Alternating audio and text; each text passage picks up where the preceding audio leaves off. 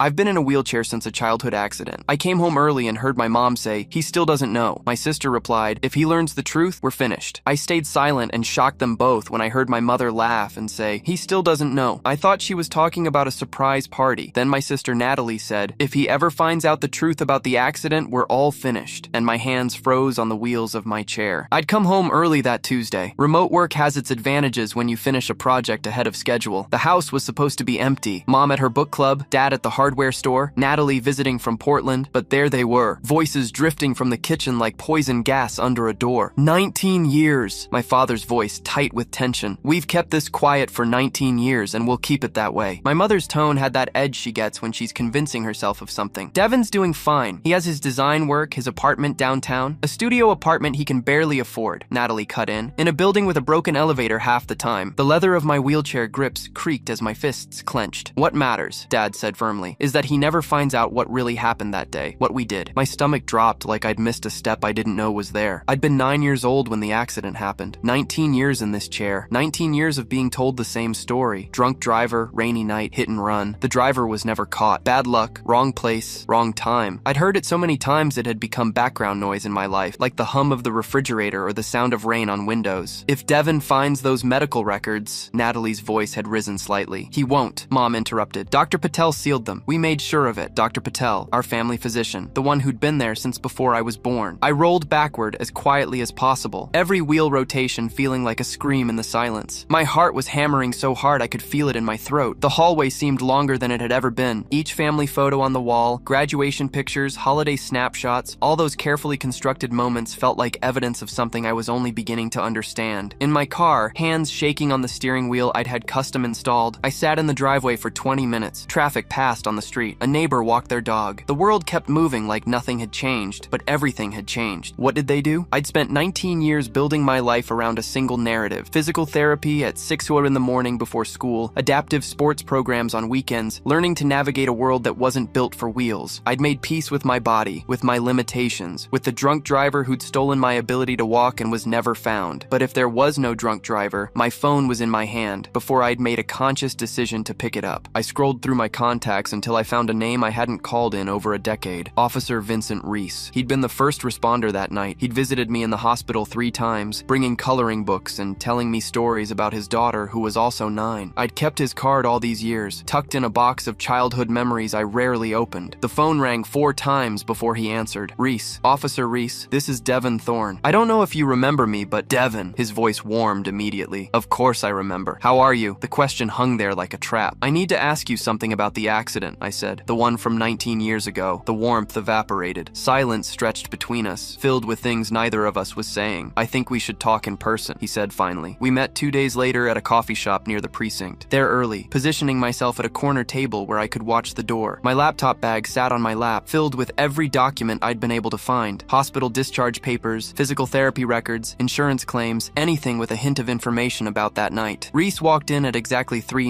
p.m., which somehow didn't surprise me. He looked older, gray at the temples, lines around his eyes, but he moved with the same careful authority I remembered from the hospital. He was in civilian clothes, jeans, and a button-down shirt, but he still had that cop stance, that awareness of exits and sightlines. He bought coffee for both of us without asking what I wanted. Black, 2 sugars. The fact that he remembered after 19 years made my throat tight. You're not here for small talk, he said, settling into the chair across from me. I overheard my parents and my sister talking, I said, about the accident, about keeping something from me, about what they did. Reese's jaw tightened almost imperceptibly. I need you to tell me the truth, I continued. Was there really a drunk driver? He looked down at his coffee. The pause told me everything I needed to know before he even opened his mouth. Devin, he said slowly, I need you to understand something. I wanted to tell you multiple times, but legally I couldn't. You were a minor. Your parents had the right to control what information you received about the incident. The world seemed to tilt sideways. What really happened? My voice came out steadier than I expected. Reese pulled out his phone, tapped a few times, then slid it across to me. On the screen was a scanned document, an official police report dated October 14th, 2005. I recognized the date, the night that changed everything. Your sister Natalie was driving, he said quietly. She was 16 years old, learner's permit, not a full license. Your parents were arguing with her about staying out past curfew the night before. You were in the back seat. I couldn't breathe. According to witness testimony, Mrs. Eleanor Chen, who was driving behind your vehicle, Natalie was going 47 miles per hour in a 25-zone residential area. Your mother turned around in the passenger seat to yell at her. Your father grabbed for the steering wheel when he saw the stop sign coming up. Natalie overcorrected. He paused, watching my face. The car went through a fence and hit a tree. You took the worst of it, spinal cord injury at L1. The paramedics didn't think you'd make it to the hospital. My hands had gone numb. The drunk driver's story was fabricated by your parents, Reese finished. They came to the station the next day while you were in surgery. Your sister was hysterical. Your father had some kind of breakdown in the waiting room. Your mother was the one who held it together enough to make the deal. Deal? She convinced Captain Morrison, he's retired now, lives in Arizona, that pressing charges against Natalie would destroy 2 children instead of helping 1. You were already paralyzed. Nothing could change that. But if Natalie got charged with reckless driving causing serious bodily injury, she'd have a record. Maybe juvenile detention. Definitely no college, no future. The coffee in front of me had gone cold. I hadn't touched it. Dr. Patel backed them up, Reese continued, his voice heavy with something that sounded like old guilt. Signed off on medical reports that were, let's say, strategically vague about how the injuries occurred, made it easier to sell the hit-and-run narrative. And you? I heard myself ask. You just went along with it? His eyes met mine. I fought it hard. I told Morrison it was wrong, that you deserved the truth, that the victim, you, had rights that superseded their desire to protect Natalie's future. But I was 26 years old and 6 months out of the academy. Morrison had 30 years on the force. Your father played golf with the deputy chief, and legally, technically, your parents were within their rights to control the narrative around a minor's medical trauma. He leaned forward. I'm not making excuses. I should have pushed harder. I should have documented everything. I should have... He stopped himself, took a breath. I'm sorry, Devin. I've thought about you a lot over the years. Wondered how you were doing, hoped you were okay, and I've regretted my silence every single day. I stared at the police report on his phone. Witness testimony, speeds, measurements, the objective documentation of the moment my life split into before and after. Can I have a copy of this? I asked. Reese hesitated, then nodded. I'll email it to you. And Devin, there's more. The original investigation file was sealed, but it shouldn't have been. This was a traffic accident, not a criminal case requiring sealing. Someone pulled strings. My father. That would be my guess. That night I sat in my apartment staring at the email Reese had sent. 3 attachments. The police report, witness statement from Eleanor Chen, and a third document I hadn't expected. Internal correspondence from October 2005 showing Captain Morrison discussing the case with someone at the district attorney's office. The email chain was brief, but damning. Morrison, family requesting no charges against juvenile driver. Victim, minor, age 9, stabilized. Parents agree to private resolution. DA office, unusual, but not unprecedented. Any evidence of intentional harm? Morrison, none. Appears to be negligence plus family dispute. Parents insistent on keeping juvenile driver's record clean. Father is well connected. DA office, unless victim or guardian objects, we won't pursue. Family matter. But I was the victim, and I was 9 years old. No one asked me. I forwarded the email to my personal account, then to a cloud backup, then to a USB drive I kept in my desk drawer. Evidence. The word kept echoing in my head. I was thinking like someone preparing for war. The next morning I called Natalie. She answered on the 3rd ring, voice bright and fake. Hey, little brother, how are you? I know. Silence. Then, know what? Everything. Officer Reese sent me the police report, the witness statements, the emails between Morrison and the DA's office. I heard her breath catch. When she spoke again, the brightness was gone. Devin, listen. I'm not listening to anything. I'm talking. You drove the car. You were speeding. Mom and Dad covered it up. Dr. Patel sealed the records, and all of you let me spend 19 years believing I was the victim of some random drunk driver who got away with it. We protected you. You protected yourself. My voice was remarkably calm. You got to go to college, got to have a career, got to walk through the world on 2 legs while I learned to navigate it on wheels. And you never once thought I deserved to know the truth. It would have destroyed the family, she said, and there was pleading in her voice now. It destroyed me. I hung up. 10 minutes later, my mother called. I let it go to voicemail. Then my father called. Voicemail. Then Natalie again. I blocked her number. By evening, I had 17 missed calls and 6 text messages ranging from desperate to angry. I didn't read them. Instead, I opened my laptop and searched for medical malpractice attorneys specializing in sealed records. The first 3 law firms I called said they couldn't help me. The statute of limitations had passed. I was an adult now. What happened, happened. One lawyer actually laughed when I explained the situation. A dry, bitter sound. Your parents had every legal right to make medical decisions for you when you were 9. I'm sorry, but there's no case here. The 4th call went differently. Thorne and Associates, this is Jennifer speaking. I need to speak with an attorney about accessing sealed medical records from a childhood injury. One moment. Classical music filled my ear for 30 seconds. Then a new voice, deeper, with the kind of authority that comes from years of courtroom battles. This is Rebecca Thorne. No relation, I assume. Devin Thorne. And no relation that I know of. Tell me what happened, Devin. I told her everything. The overheard conversation, Officer Reese, the police report, the sealed medical files. She didn't interrupt once. When I finished, there was a long pause. How old are you now? She asked. 28. And you want the medical records unsealed. I want everyone to know what they did. Another pause. Then, Mr. Thorne, I'm going to be very direct with with you. What your family did was morally reprehensible. It was also, unfortunately, legal at the time. Parents have broad discretion over medical information involving minor children. Dr. Patel didn't violate any laws by following your parents' wishes regarding what to tell you. My heart sank. However, she continued, and I could hear the shift in her tone. The sealing of those records wasn't standard procedure for a traffic accident. That suggests someone pulled strings. And if those strings were pulled improperly, if money changed hands, if threats were made, if there was any kind of official misconduct in the sealing process, then we might have grounds to challenge it. How do we find that out? We file a motion to unseal, force them to defend the original sealing in open court. Discovery process might reveal how it really went down. At minimum, it'll create a public record of what happened to you. How much does this cost? My retainer is $5,000. But, Mr. Thorne, she paused, I'm willing to work on contingency for this one. Something about your case bothers me, and I'd like to find out what. I hired her that day. The motion to unseal was filed on a Friday afternoon. By Monday morning, my father's attorney, Charles Whitmore, a partner at some downtown firm with marble floors and associates who wore ties that cost more than my monthly rent, had filed an opposition brief arguing that the records should remain sealed to protect the privacy of all parties involved. Rebecca Thorne sent me the brief with a single-line email. They're scared. Good. She was right. The opposition brief was desperate, citing medical privacy laws, family therapy considerations, even arguing that unsealing the records would cause me renewed psychological trauma. The irony was staggering. The hearing was scheduled for 3 weeks later. In the meantime, I started pulling every thread I could find. I called Mrs. Eleanor Chen, the witness from the police report. It took me 4 days to track her down. She'd moved to Sacramento in 2008. But when I finally reached her, she remembered the accident immediately. Oh God, she said. The little boy in the back seat. I'm that little boy. I'm 28 now. I testified, she said quickly. I gave a statement to the police. I told them exactly what I saw. The older girl was driving way too fast. The parents were screaming at her. I saw the mother turn around right before she stopped. You didn't know? I just found out 2 weeks ago. Jesus Christ. She was quiet for a moment. I wondered if you knew. I thought about reaching out over the years, but I didn't know how. And honestly, I figured the police had told you everything. They didn't. What do you need from me? She asked. I'll help however I can. Would you be willing to give a deposition or testify if it comes to that? Absolutely. I added her name to the list Rebecca was building. Next, I went after Dr. Patel. That was harder. He was still practicing, still the family physician for half the neighborhood, still had that gentle bedside manner I remembered from childhood checkups. But he'd also been complicit in the biggest lie of my life. Rebecca's investigator, a woman named Lisa Ortiz, with 15 years in corporate fraud investigation, pulled Dr. Patel's financial records from 2005. It took her a week and cost me another $1,000 I didn't really have. But what she found was worth it. In November 2005, 1 month after my accident, Dr. Patel had made a down payment on a beach house in Malibu, $200,000 cash. This doesn't prove anything by itself, Lisa cautioned when she showed me the bank records, but it's interesting timing. And when I cross-referenced his income from the medical practice, there's no way he should have had that kind of cash available. You think my parents paid him off? I think it's worth asking the question in a deposition. We added Dr. Patel to the witness list. The night before the hearing, I couldn't sleep. I kept replaying moments from my childhood, looking for signs I'd missed. The way my parents had always been oddly generous with Natalie, paid for her college entirely, helped with her down payment on a house, never seemed to question her choices. The way they'd been supportive but distant with me, helpful but never quite guilty. No, they'd been guilty. I just hadn't recognized it as guilt. I remembered being 14, asking my mom why the drunk driver was never caught. She'd said the police did their best, but sometimes people get away. That's just how life is sometimes, sweetie. Unfair. I remembered my father teaching me to drive my adaptive vehicle when I was 17. He'd been patient, encouraging, but there was something brittle in his smile. You're doing great, Devin. You're going to be just fine. I remembered Natalie visiting me in the hospital during one of my surgeries when I was 12. She'd brought magazines and candy and sat with me for an hour, talking about nothing important. When she left, I'd thought it was sweet. Now, I wondered if it was penance. The hearing was in courtroom 4B of the county courthouse, a Wednesday morning at 10